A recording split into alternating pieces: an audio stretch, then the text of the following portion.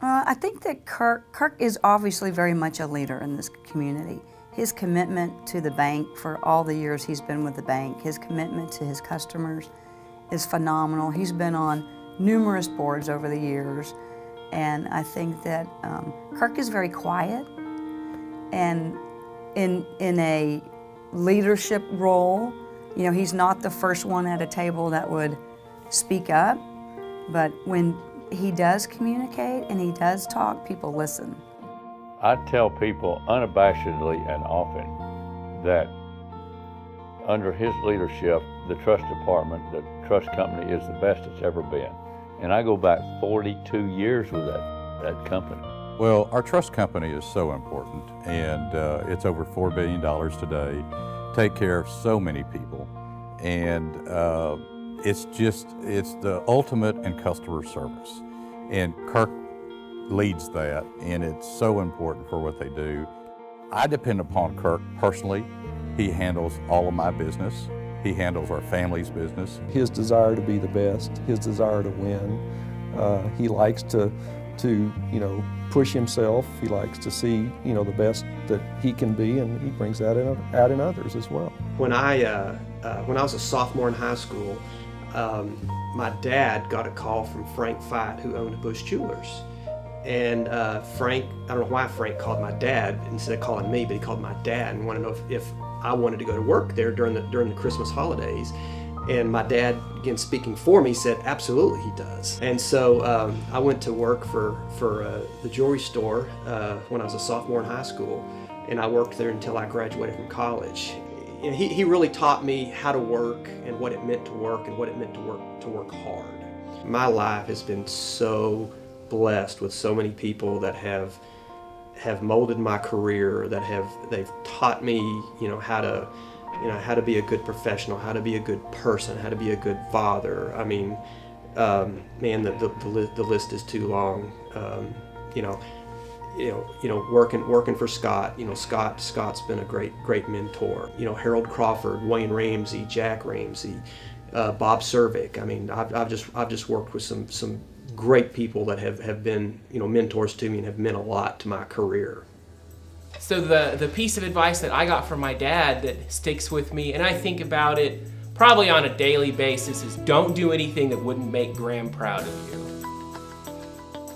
And I guess I don't run into a lot of moral situations, but it's one of those things where you tell a crude joke or say something mean, or if I'm at work and I'm just like, you know what, I'm not gonna worry about this right now. It's like, would that make Graham proud? No, I guess it wouldn't. So then I, do what you're supposed to be doing. So I think Graham is a great moral compass.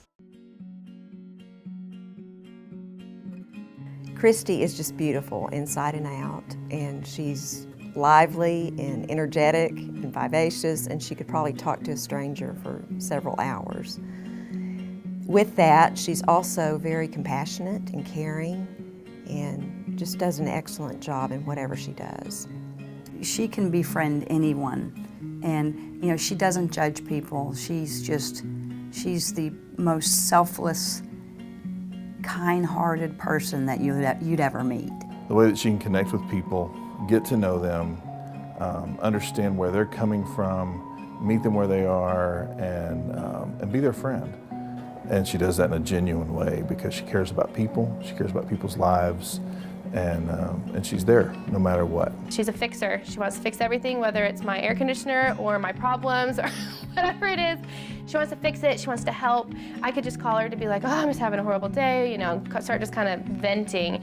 And I can't really vent to her because it's like, okay, so here's what we need to do. We gotta make a plan, we gotta come up with a solution. And she's just the most selfless person and is willing to give and help with anyone, anywhere. So I love that about her.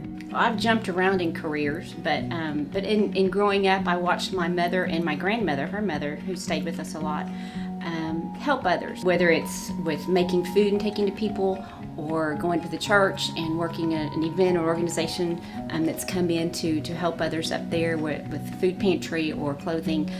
My mother-in-law has been very instrumental in shaping me as to who I am as well. I've been married to Kirk for over 34 34 years, close to 34 years, known him longer than that, and have been around her that long, and she has shaped me as well as to the kindness and selflessness that she is. I've also had influence of music, and so I would say the various music teachers throughout the years and organizations that I've been in that have also taught me to enjoy music, but also to take leadership roles in those organizations, which has carried throughout my careers, various careers that I've been in, whether it's teaching or banking or being in a gift officer at ACU.